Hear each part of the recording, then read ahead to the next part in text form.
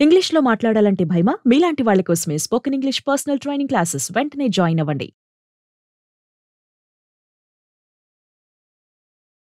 Hello hello Bhavani గారండి? భవానీ గారండి, నేను సుమన్ టీవీ అందమైన జీవితం ప్రోగ్రామ్ నుంచి అండి. మేడం భవానీ గారు చెప్పండి మేడం. ఫ్రీగా ఉన్నారా? మాట్లాడొచ్చా? మాట్లాడచ్చు. రైట్, నాతో పాటు డాక్టర్ కళ్యాణ్ చక్రవర్తి గారు కూడా ఉన్నారు. ఒక్కసారి మాట్లాడండి. ఓకే అండి, మాట్లాడండి. ఏంటి భవానీ గారు చాలా డల్ గా మాట్లాడుతున్నారు? ఏమ్మా? నా భర్తని చాలా బాధ పెట్టాను సార్. నా భర్త గారు ఇల్లు విడిచిపెట్టి వెళ్ళిపోయారండి. అయ్యో, ఏమైందమ్మా? ఎక్కడి నుంచి మాట్లాడుతున్నారు మీరు? నేను రాజమండ్రి నుంచి మాట్లాడుతున్నానండి. ఎంతకాలం అయిందమ్మా అతని ఇంటి నుంచి వెళ్ళిపోయి? ఆయన వెళ్ళిపోయి 2-3 నెలలు అవుతుంది సార్. చెప్పకుండా? అవును సార్. ఏంటమ్మా అసలు ఏం జరిగింది? మీకు ఎన్ని సంవత్సరాలు అవుతుంది పెళ్ళయి? 5 సంవత్సరాలు అయిందండి పెళ్ళయి. పిల్లలు? పిల్లలు 2 పిల్లలు సార్. పిల్లలు మేడం. Okay okay. ఏంటండి కారణం ఏంటి? కారణం ఏంటంటే నా భర్త నా మాట వినాలని అనుకునేదానండి. అందుకోసం ఆయన్ని చాలా నరకం పెట్టాను సార్. అందుకని ఆయన ఇంట్లోంచి వెళ్ళిపోయారండి ఒక రోజు చెప్పా పెట్టకుండా. మాట వినటం అంటే ఏంటండి భవానీ గారు? అంటే ఇప్పుడు మా తోటకోళ్ళు చుట్టుపక్కల వాళ్ళు చెప్పడంతో నేను భర్తని గ్రిప్ లో తీసుకోవాలి, మన మాట వినాలి, అత్త మా అత్తయ్య లేకుంటే ఆడపడుచు వాళ్ళ మాటలు వినకుండా నా మాటే వినాలి అనేసి నేను ఆయన్ని బాధపెట్టడం జరిగిందండి. అది ఇప్పుడు అనిపిస్తుంది కానీ నాకు అప్పుడు నేను గ్రహించుకోలేకపోయాను.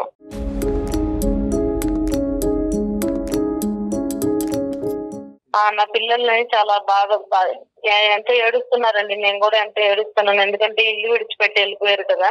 ఇక్కడి వరకు వచ్చేంత వరకు అర్థం కాదమ్మా మనకి. కానీ ఏంటమ్మా, ఏ మాటలు చెప్పేవారు, ఏం వినేవారు, ఏం అడిగి అతన్ని హింస పెట్టేవారు?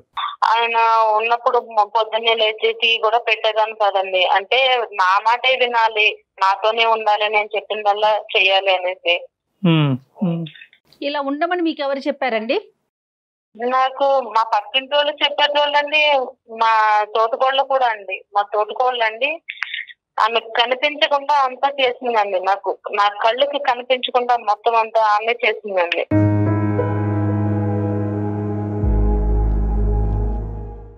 ఆ మాట వినే నా కాపురాన్ని ఇంతవరకు తెచ్చుకున్నానండి. కదమ్మా, ఇప్పుడు నీ ఇంట్లో ఏంటి లెక్క అన్నది నీకు బాగా అర్థం అవుతుంది కదా. 5 సంవత్సరాలు 2 పిల్ల కన్నా నువ్వు అసలు నీ భర్త ఏంటి, అతని ఇష్టాలు అయిష్టాలు ఏంటి, ఎక్కడ ఎండగట్టచ్చు, ఎక్కడ అడగచ్చు, ఎక్కడ అడగకూడదు అనే ఎస్టిమేషన్ నీకుండాలి కదమ్మా. అతన్ని వేరే వాళ్ళు చెప్పేది ఏంటి? ఎంత బ్రెయిన్ వాష్ చేసినా కూడా నీ కాపురం గురించి వేరే వాళ్ళు బ్రెయిన్ వాష్ చేయటం ఏంటి?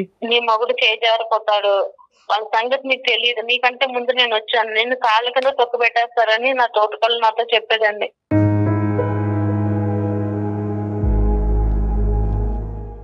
ఇలా చేస్తాను నీ మొగుడు నీకు నీ మాట వింటాడు, లైన్ లోకి వస్తాడు అని చెప్పేసి అనేది. అంటే నా మాటే వినాలని, నా మాట నీ గ్రిప్ లో పెట్టుకోయి. 4-5 సంవత్సరాలు అయింది పెళ్ళయి, చూడు నా మాట ఎలా వింటున్నాను. ఏంటమ్మా ఇవన్నీ? గ్రిప్ లో పెట్టాలి ఏంటి, లైన్ లో పెట్టాలి ఏంటి, పడేయటాలు ఏంటి అసలు? ఏమమ్మా, ఒక పెళ్లి అనేటటువంటి ఒక బంధం ఏర్పడిన తర్వాత గ్రిప్పులు పెట్టాలేంటి, లైన్లు పెట్టాలేంటి, లూపులు పెట్టాలేంటి? ఇవన్నీ మా బావగారు మా తోటకోళ్ళ వెనకాలే కుక్కలాగా తిరిగే చూడండి. ఆయన చూసావా నేను చెప్పినట్టు ఎట్లా చేస్తున్నాడో.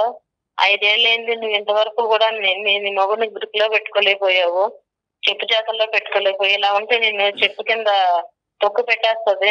నీ ఆడపడుచు అత్తగారు కూడా ఫస్ట్ లో నన్ను కూడా ఎంతో బాధ పెట్టారు.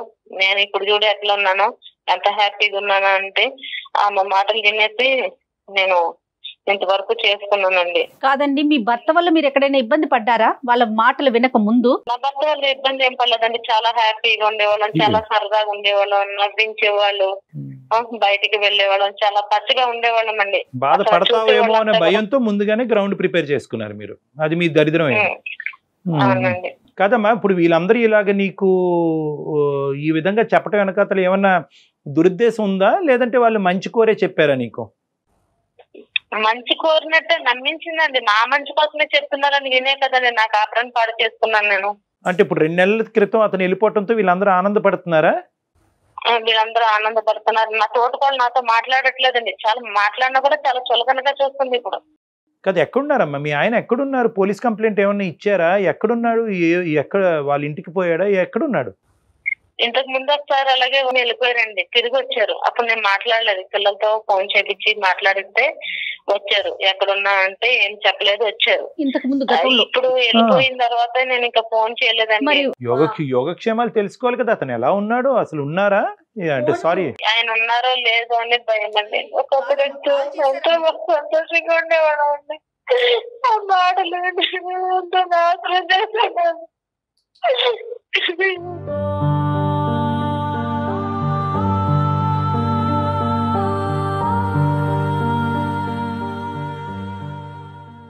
అది బతుకుంటారా, అది బతుకున్నారా, చనిపోయినా కూడా తెలియకుండా నాకు ఏం చేయాలో సాధట్లేదండి.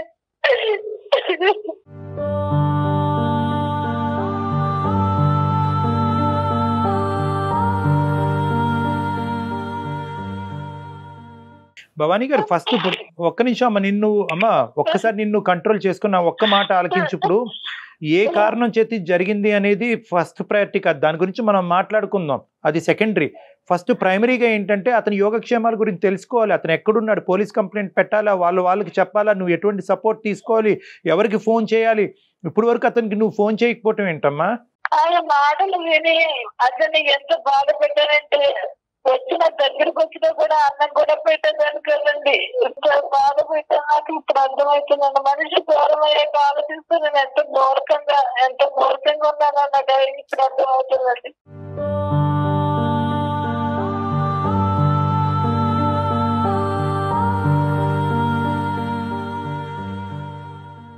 ఈ పిల్లలు పెట్టుకుని ఎట్లా బతకాలో నాకు అర్థం చేయట్లేదండి డాక్టర్. అమ్మ ఇప్పుడు ఫస్ట్ అండ్ ఫార్మోస్ట్ అతను ఎక్కడున్నారు, ఎలా ఉన్నారో దాన్ని కనుక్కోవటం అనేటటువంటిది ఇంపార్టెంట్. అది మీరు కనుక్కున్నా మాకు అతని నెంబరు, అతను వాళ్ళకి సంబంధించినటువంటి వాళ్ళ నెంబర్ ఇచ్చినా కూడా మేము కూడా మా టీం ద్వారా మేము కనుక్కునే ప్రయత్నం చేస్తాం. ఇప్పుడు అతను వెతికేటటువంటి ప్రయత్నం, అతను వేరే అబౌట్స్ ఏమైనా తెలిసినాయా, దానికి మా సహకారం ఏమైనా కావాలా అని అడుగుతున్నానమ్మా.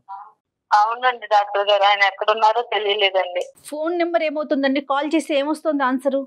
కాల్ చేస్తే నాకు రెస్పాన్సిబుల్ అవుతుందండి. ఓకే, మరి పోలీస్ కంప్లైంట్ ఇవ్వాలి కదమ్మా.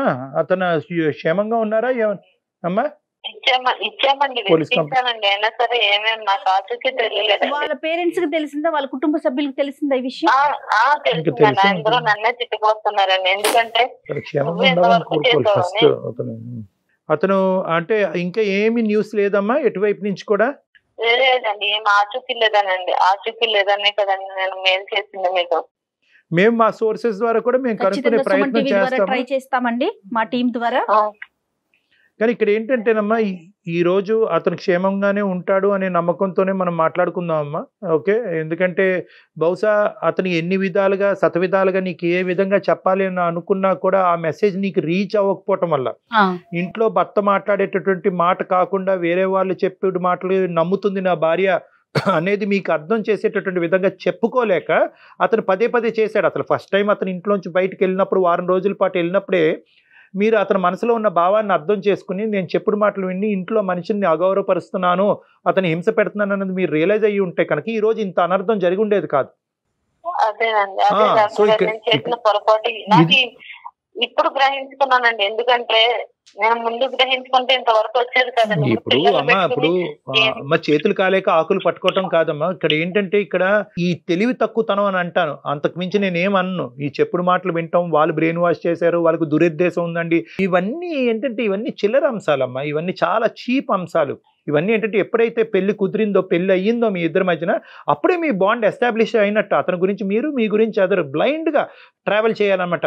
ఇంకా అక్కడ చెప్పుడు మాటలు, గ్రిప్పులో పెట్టుకోవటాలు, ఏవేవో ఇవన్నీ మనం చాలా వింటూ ఉంటాం. ఇది కలపండి, అది కలపండి, అది నెత్తుకు రాయండి, ఇచ్చేయండి, ఇలాంటివి ఏవేవో చేస్తూ ఉంటారు. ఇవన్నీ కూడా అమాయకమైనటువంటి చర్యలు, పనికిరాని చర్యలు, బంధాన్ని ఇంకా బలహీనపరిచేటటువంటి చర్యలు ఇవన్నీ. సో ఇప్పటికైనా కూడా నువ్వు అర్థం చేసుకోవాల్సింది ఏంటంటే, ఈరోజు నీ కళ్ళ ద్వారా, నీ మనసు ద్వారా నీ బంధాన్ని నువ్వు చూడాలి, నీ భర్తను నువ్వు చూసుకోవాలి. అతను నీ కళ్ళకి ఏదైతే కనిపిస్తున్నాడో అదే నిజం. వాళ్ళ ఇంట్లో జరిగినటువంటి స్టోరీని తీసుకొచ్చి మన ఇంట్లోకి పూసేటటువంటి ప్రయత్నం చేయకూడదు.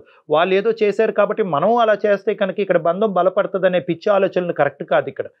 సో ఇక్కడ నీ గురించే చెప్పట్లేదు, ఇది ఇలాంటి సంఘటనలు జరగకముందే అటువైపు ఇంకెవరైనా కూడా మన వాళ్ళు ఈ కార్యక్రమం చూస్తుంటే కనుక వాళ్ళందరికీ కూడా, అటువంటి ఆడవాళ్ళందరికీ కూడా, అటువంటి మగవాళ్ళందరికీ కూడా మనం చెప్పే మెసేజ్ ఏంటంటే, మీ కళ్ళ ద్వారా ఈ బంధాన్ని ఎలా అయితే చూస్తున్నారో, మీ కళ్ళ ద్వారా మీ పార్ట్నర్ని, మీ మనసు ద్వారా మీ పార్ట్నర్ని ఏదైతే చూస్తున్నారో ఆ అసెస్మెంటే కరెక్ట్. ఎవరైతే బయట నుంచి వచ్చి మా జీవితంలో ఇలా జరిగింది, అప్పుడు మేము ఈ చర్య తీసుకోవటం వల్ల మేము జాగ్రత్త పడ్డాం, లేదంటే ఇన్వాల్వ్ అవ్వటం కరెక్ట్ కాదు. అదొకటిని, మేము ఈ చర్య తీసుకోకపోవటం వల్ల మా జీవితంలో ఈ అనర్థం జరిగింది కాబట్టి నువ్వు తొందరగా ఈ చర్య తీసుకో అంటే కనుక వాళ్ళు మంచి ఉద్దేశంతో చెప్పినా దురుద్దేశంతో చెప్పినా అక్కడ ఫిల్టర్ మెకానిజం అనేటటువంటిది, అక్కడ వారధి అనేటటువంటిది మీ ఆలోచన శైలి, మీ ఆలోచన శైలి, మీ అనుభవాలు, మీ భర్తతో మీకు ఉండేటటువంటి బాండింగ్ వల్ల మీరు అది ఫిల్టర్ చేసి అప్పుడు మీరు ఏదైనా రియాక్ట్ అవ్వకండి. అంతేగాని వాళ్ళు ఇది చెప్పారండి కాబట్టి ఇది నేను చేసేసానంటే కనుక ఇప్పుడు సఫర్ అవుతుంది ఎవరు బాధపడుతున్నారు? మీరు, మీ పిల్లలు బాధపడుతున్నారు.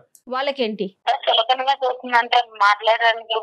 అనవసరం అమ్మా, ఆవిడ చులకం చేస్తే ఏంటంటే అమ్మా, మొత్తం అంతా నాశనం చేసింది మీ జీవితాన్ని నాశనం చేసింది ఆ మహాతల్లి. ఇప్పుడు ఆవిడ అంటానికి కూడా లేదు, విన్నటువంటి నీ బుద్ధి ఎక్కడ పోయిందమ్మా? నీ బుద్ధి పోయింది కదా. ఇప్పుడు తను మంచిగానే ఉన్నారండి, తన ఫ్యామిలీతో బాగున్నారా? మరి చూడండి, ఒకప్పుడు చాలా హ్యాపీగా ఉండేటోళ్ళు, సరదాగా ఉండేవాళ్ళు, బయటకు వెళ్ళేవాళ్ళం, నవ్వించేవారు, నిజంగా చాలా హ్యాపీ ఉండేవాళ్ళు అండి. నేను ఏంటంటే ఆ మాట విని మొత్తం నేనే నీ సైకాలజీలో ఒక కీలకమైన లోపం ఉందమ్మా. ఏంటంటే నువ్వు ఆ చెడు సైడ్ ఆఫ్ జీవితాలని చూస్తున్నావు. ఇలాంటివి ఈ కార్యక్రమాలన్నీ చేయకుండా హ్యాపీగా జీవించేటటువంటి భార్యాభర్తలు నువ్వు చూడట్లే. ఈ చెడు సైడ్ థింగ్స్ చూసి అదే వాళ్ళ ఇంట్లో ఇది చెడిపోకుండా ఇది జరిగింది, ఇది చేయకపోవటంలో ఈ చెడు జరిగిందని చెప్పి ఆ మెసేజ్ తీసుకొచ్చి ఇక్కడ ఉన్నా కానీ నువ్వు ఎంత సుఖపడుతున్నావు, ఎంత సంతోషిస్తున్నావు, నీ భర్త ఎంత మంచివాడు అనేటటువంటిది ఇది చూడట్లేదు. ఇవన్నీ ఈ మంత్రాలు, తంత్రాలు, ఈ మాయలు, ఈ మసిపూసేటటువంటి కార్యక్రమాలు లేకుండా ఎంతమంది భార్యాభర్తలు హ్యాపీగా బతుకుతున్నారని ఆ సైడ్ ఆఫ్ ద థింగ్ కూడా నువ్వు చూడట్లేదు. సో నీ సైకాలజీలో ఏంటంటే నువ్వు చూసే విధానంలో మార్పు రావాలి. నువ్వు చూసే విధానంలో మార్పు ఉండాలి. ప్రేమ, ఆప్యాయత, మమకారం, ఒకరికి ఒకరి జీవితాన్ని త్యాగం చేసుకోవటానికి మించినటువంటి బ్రహ్మాస్త్రాలు ఎక్కడా లేవు జీవితంలో. భార్యాభర్తలు ఉంటుంది కదండి భవానీ గారు. ఇప్పటికీ కూడా మీరేంటంటే ఆవిడ ఇప్పుడు హ్యాపీగా ఉందండి, ఆవిడ పట్టించుకోవట్లేదండి, ఇప్పుడు ఆవిడ నా మొహం చూడట్లేదు అని చెప్పి ఇప్పటికీ కూడా నీ సమస్య ఈ స్థాయిలో ఉన్నా కూడా ఇంకా ఆవిడ పాయింట్ ఆఫ్ వ్యూలోనే నువ్వు ఆలోచిస్తున్నావు. మీ జీవితంలోకి మీకు రండి. సమాజం మీ కుటుంబం గురించి ఏమనుకుంటే కనుక మీకు అనవసరం. సమాజంలో ఎవరు భార్యలు, ఏ భర్తలు ఏ విధంగా వాళ్ళు కుటుంబాన్ని కాపాడుకుంటున్నారు, చెడగొట్టుకుంటున్నారు అన్నది మీకు అనవసరం. మీ అంశాన్ని మీ కళ్ళ ద్వారా, మీ మనసు ద్వారా మీరు అసెస్ చేసుకోండి. Individuality and independence is important. Your family is not equal to somebody's family. ఇప్పుడు ఇవన్నీ కూడా ఏంటంటే తర్వాత మీ క్షేమంగా మీ భర్త గారు మీ దగ్గరికి తిరిగి వచ్చిన తర్వాత మీరు అవలంబించవలసినటువంటి సైకలాజికల్ థియరీ అండ్ థీమ్ గురించి నేను ఇప్పుడు ముందుగానే చెప్తున్నాను. ఫస్ట్ అవర్ ప్రయారిటీ ఏంటంటే భగవంతుడి దయ వల్ల అతను క్షేమంగా మీ ఇంటికి వెనక్కి తిరిగి రావాలి. ఆ పిల్లలకి మేము అదే కోరుకుంటున్నాం అమ్మా. తప్పకుండా పిల్లలు ఉన్నారండి, వెనకాల పిల్లల్ని కూడా ఆలోచించకుండా మాటల ద్వారానే నేను ఎంతో బాధ పెట్టానండి. అసలు నా ప్రవర్తన కూడా సరే ఇప్పటికైనా మీకు కనువిప్పు కలిగింది. ఆయన విడిచిపెట్టి వెళ్ళిపోయారండి. ఒక మనిషి వెళ్ళిపోయాడంటే అసలు ఎంత బాధపడి ఉంటాడండి. Yes, that is the point. మీరు అతను వెళ్ళిపోయారు అనే బాధ కంటే అతని పిల్లల్ని, మిమ్మల్ని, కుటుంబాన్ని, ఊరిని అన్ని వదిలి అతను అంత దూరం ప్రయాణం చేశాడంటే కనుక అతను ఎంత మనస్తాపం చెంది ఉంటాడమ్మా. ఈరోజు అతను ఇంకో తప్పుడు నిర్ణయం తీసుకోకుండా ఉన్నాడు అనేటటువంటిదే మనం భగవంతుడికి ప్రార్థించాలి ఇక్కడ. సో ఇక్కడ ధైర్యంగా ఉండండి, తప్పకుండా ఆయన తిరిగి వస్తారు. మీ ప్రయత్నం మీరు చేయండి, సిన్సియర్ గా చేయండి ఆయన రావడానికి. ఇటు సుమన్ టీవీ తరపున మా ప్రయత్నం కూడా మేము చేస్తాం. అలాగే. థ్యాంక్ యూ భవానీ గారు. ఆల్ ద బెస్ట్ అమ్మా. నమస్తే అమ్మా.